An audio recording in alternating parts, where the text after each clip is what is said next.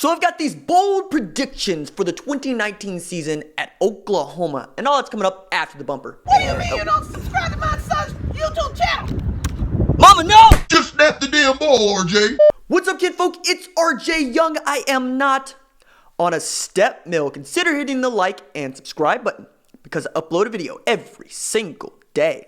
It's always OU related, college football related, sports related. We have a good time, and today I have these bold predictions for Oklahoma's 2019 season. Now, they are bold predictions because some of them might fall flat on their face, but that's part of the fun of this. You know, I enjoy it. I also take a bit of pride in it because I'd like to be right on all accounts. And if I'm right on all accounts, you know what time it is. So let's get right into it. The first one is all 4 quarterbacks will play in at least 2 games. So for those of you that are keeping track, I said 4, but you could say 5, depending on how you feel about Colton Atkinson. But if you're buying Colton Atkinson stock, I have this oceanfront property in Idabel that I cannot wait to cut you a deal on, all right? So that would be Jalen Hurts, Spencer Rattler, Tanner Mordecai, and Tanner Schaefer. Tanner Schaefer showed enough during the spring period, during spring ball, that, you know, we feel comfortable with that guy out there throwing passes. He's throwing passes in a real game. Colt Atkinson, not so much. But I do think that you could see Oklahoma run up the score enough on a Houston team that got 70 dropped on it by Army. Hello. South Dakota, Kansas, UCLA. I think you could see the quarterbacks in every one of those, all right? Because those are going to be your only opportunities to really get those guys snaps. I think every game after that, you can more or less, with the exception of West Virginia, give or take, you can see more than one quarterback, even 3 to 4 quarterbacks playing each one of those games. So that's why I'm saying 2 for each one of the 4, all right? The next one is Jaden Hazelwood, Theo Weiss, Trajan Bridges, and Austin Stogner will all record at least 10 catches. I know that's lofty, especially when you put in perspective things like going into this season, Charleston Rambo has all of 8. I think A.D. Miller has something like 12. It varies, right? But I think that group of receivers is elite, and not just elite, they might be the best to do it by the time that they're done, provided they can all stay together, which is a big if in the age of the transfer portal. But you hear things, right? And they're rave reviews. I mean, for me, the most college ready of this group is actually Theo Weiss, but Austin Stogner can do some stuff for you that the others can't just because of his size. Trajan Bridges can play inside and outside. Jaden Hazelwood was the number 1 player in the country for a considerable amount of time, and the number 1 wide receiver, depending on which rankings or which network you want to go with. All 4 of these guys can play. All 4 of these guys have shown they can play. All 4 of these guys are early enrolled. I mean, they know what they're doing, all right? I think that you also got Dennis Simmons, who deserves, like, you know, some measure of praise with this because he managed to get all these guys. Cale Gundy with the inside receivers, and then Shane Beamer knows what to do with H-backs and tight ends. I think you're going to see them get out there, and you're going to see them compete with CeeDee Lamb, Charleston Rambo, Michael Jones, Nick Basquin, and the like for reps, to say nothing of Grant Calcaterra and Lee Morris.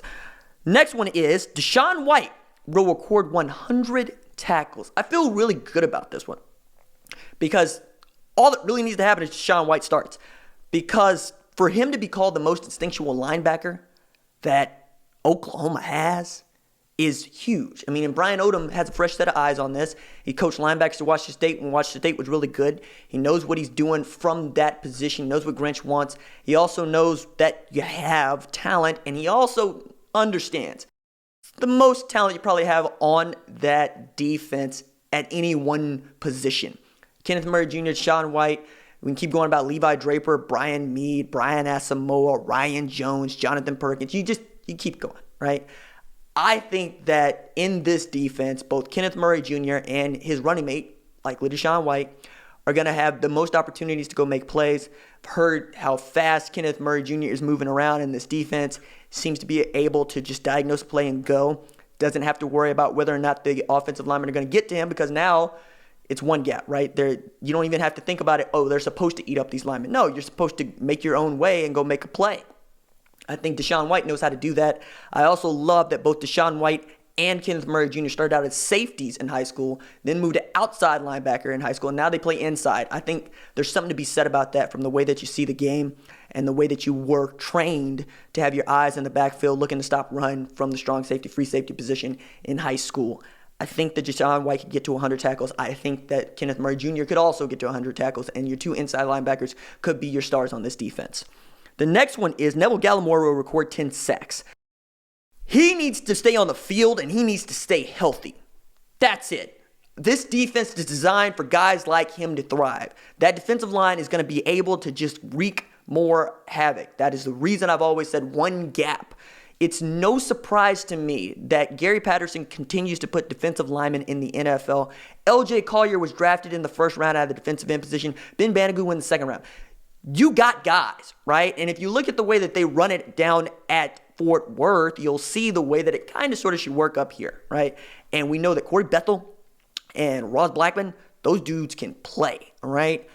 I think that Neville Gallimore is going to see tremendous dividends in this defense, and he's a redshirt senior. This has to be his year, along with other guys like Marquise Overton, Dylan Famatau, and we can continue to go there. But I think that Neville Gallimore can get to 10 sacks, and if he gets to 10 sacks, we're talking about a guy that could get drafted in the first 4 rounds in the 2020 draft. The next one is Trey Brown will record 10. Did I say 10? No, I said 5. Ooh, man, I was about to say, did I lose my mind? No. Trey Brown will record 5 interceptions. 10's a lot. 10's a lot. 5's a lot. But if he gets to 5, I got to believe that the other side has got at least 3. And that would be great because that means you got 8 takeaways, and that's a third of the 24 that Grinch wants to get to every single season. I also think Trey Brown is your best corner going into this season. And if he is, that means that Parnell Motley is probably your number 2 or Jordan Parker, depending on how you look at it. But I think Trey Brown has the goods. I think he's also understanding how to play technique in this defense. And he was one of the early adopters and one of the early guys for which Grinch could say, oh, okay, this kid's buying into what I'm doing. I can depend on him. Kid out of Tulsa Union. Outstanding when it comes to speed. Outstanding kick returner. We know who Trey Brown is, and we know what he's capable of. I think he can get to 5 picks this year. Next one is Jalen Hurts, passes for 3,000, rushes 4,000. I've already kind of made that upload, I've kind of done that segment, and I've unpacked it. I even wrote about this on OUinsider.com, where he's never passed for more than 2,800 yards in a season, and he's never rushed 4,000 yards in a season. And now we're going to get to see whether or not Lincoln Riley coaching him pays off, because in the same season where he threw for 2,761, he threw the ball 382 times. Now, that was in his first year as a true freshman at Alabama. Baker Mayfield's first year with Lincoln Riley, he had 395 attempts, but he threw for 1,000 more yards, 3,700 yards in this offense. Now, we know that Baker is a much more accurate quarterback than Jalen Hurts, but if Hurts can be just even a little bit more accurate and take advantage of all the things that this offense does well, and it is built around what he does well, I don't think that there's any reason to believe he's not a 3,000, 1,000 guy, the same way that Derek King at Houston can be a 3,000, 1,000 guy. All he's got to do is stay healthy. I think you could see 3,000 yards or passing, 1,000 yards rushing, and 40 touchdowns out of Jalen Hurts if everything breaks his way. So number 7, OU's defense doesn't give up a 400-yard passer. That one I feel pretty good about because I think that this defense is designed to prevent those sorts of things from happening. One of the reasons that we used to pull our hair out when we're talking about Mike Stoops is it wasn't just that the defense would get torched, it's that they get torched by no-name quarterbacks. You'd get your Heisman moment against Oklahoma. Zeb Nolan threw for 361 yards on this offense, and he's playing FCS football this year. All right? I mean, it wasn't a good look. Kyle Kemp came down to Norman and got a W, passed for over 300 yards against that defense. I think I called it offense just a second ago.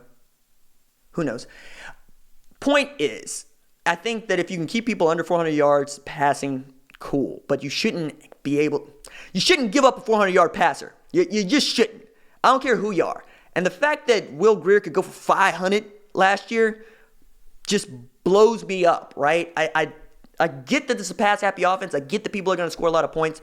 But it shouldn't be the chore that it seems to be to keep people under 500 yards of offense, especially as you're Oklahoma. You should be able to keep people to under 300 yards of offense if your defense is playing well enough. Next one is Bray Walker finds his way into the starting lineup. Hey, look, I love Bray Walker. I think that the dude could play inside, he could play outside, he could play guard, he could play tackle. I also really want to know what's going on if he can't get onto the field, because the dude that I saw at high school is one of the most talented offensive linemen that I've ever seen.